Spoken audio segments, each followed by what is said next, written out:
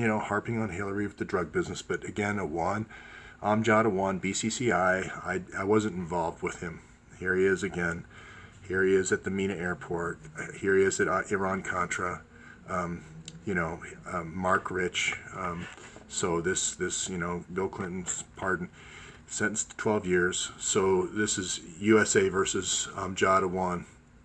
So this shows a link to Pakistan drug business. Now, whether this is the Awan brothers' father or not, which is Mohamad Shah, whether or not Nima, the other Awan brother, is related, doesn't really matter, because Imran Awan had this Mohamad Shah on his Facebook, which is Syed Pir Mohamad Shah, right? And he's involved in the two agencies. One's SSP is a radical group that's managing territory on border areas, a rebel group, and the other is PSP, which is a Pakistani intelligence created police force. You can see here I don't know if you can see that well or not, but he's in front of quite a few recruits, police recruits, and so forth.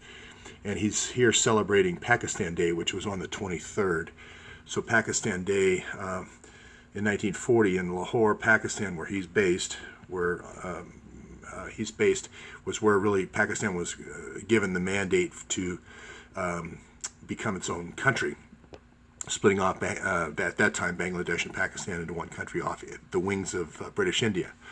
So here is what they call the Golden Crescent. This is very famous. This used to be, before 1979, it did not produce that much heroin. It was about, I think, 10 to 20%. Now, if you look at the UN numbers, the UN ODC numbers, it's 90% of the world's opium is produced in Pakistan. And here's Punjab right here. And the reason why Punjab is so important is it's the center of Pakistani intelligence. It shows the heroin and opium coming in to Punjab from there. It also shows a very large synthetic drug business in the top of Punjab, and all kind of being processed in the middle of Punjab here. So I'll talk a little bit about the fact that Pakistan and Tajikistan are very close together, even though they're separated by a little strip of land in Afghanistan. So again, why this is important is Imran Awan on his Facebook puts this guy and several pictures of Mohamad Shah, Pir Mohamad Shah, on his Facebook. He also, they also have the story of where their mother says that she was imprisoned, her cell phone was hacked, they fled to Pakistan. An interesting aside to this story, I've got him here later on in Lahore on the 27th of July with his train ticket, but there was a plane that left when Donald Trump was getting inaugurated from Karachi, which is down in the south on the coast, flying to I believe it was United Arab Emirates, anyway, it was an interesting thing. There were 7 handwritten tickets, and the passenger stood in the aisleway of the 747, which is a big safety violation. It was a totally sold out plane, but there was 7. So if you count up the Awan brothers, there's 4 Awan brothers. There's 2 wives, and there's also, Imran's is not here, pictured here, but his baby. So, and again, he's the one who's putting Islamic Jihad on his website. The Indian Times is the one reporting on the ISI drug, gangs. It's long been known that the ISI supports the drug business, and that's again from the UN ODC, which is typically pretty controlled. Opium, by the way, has been around 500 years before Christ. This drug trade has been going on a long, long time. So this is just kind of a focus in on this. The synthetic drugs up here, coming into this part of the Punjab, opium and poppy husk coming in here, all coming into Punjab. Again, this is the UN saying this, not me. Okay? So some more UN data here. The advantage of keeping the Afghani farmers, the opium farmers, kind of dumb and moving stuff for kind of being the pack mules in this Ratline is that all the value added gets to be done in Pakistan. 90% of it's grown in Afghanistan, but the refinement is done in Pakistan, and that's really where the value is aided. By reducing, in these border towns, by reducing the opium to morphine, there's an 88% reduction there in volume. And of course, obviously, conversely, the value per ton goes way up as well.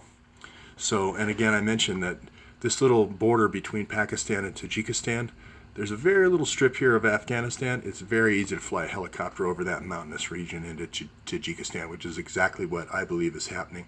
That is what Pir Mohammed Shah is doing right now. So people said, I want to understand the drug line a little bit better, the Ratline, and so that's what I thought I would do. Now remember, the person who set up all the English teachers in Tajikistan and all the way through the stands, all the way to Turkey, was none other than Gulen, and he's in the news lately because there was a secret plan by, it looks like, Devin Nunes and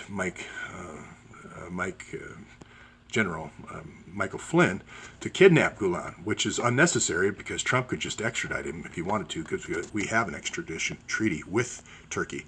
So this is what I love about my news versus kind of the cursory mainstream news, because you already understand who Gulen is, you understand why the money in Malaysia and so forth, the money motive, which is critical to understanding this news. And you understand the folks that are the runners that are currently in prison, which is Reza Zarab. So again, I'm going to show now how the money gets over to Malaysia. Here are Gulen's north and south routes I've shown before. There's the south route, there's the north route. Again, the English teachers in all these madras schools all along the way. And also going in other directions as well, to UAE and so forth. But here's the money rat line right here to Bangladesh, overland to Myanmar.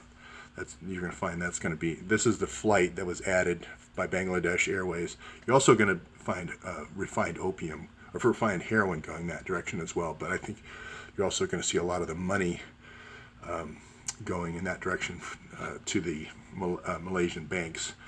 Okay, so yesterday I was a little bit wrong. Cameron didn't go on Janine. I think they probably did the vetting on Montgomery, found out about the bad check writing thing that happened with him. But I get to still get the NGA mango juice rat line, which is, this will come out eventually, that he was critical in bringing in the NGA information and combining that with the NSA information to make this to revolutionize the management of this rat line.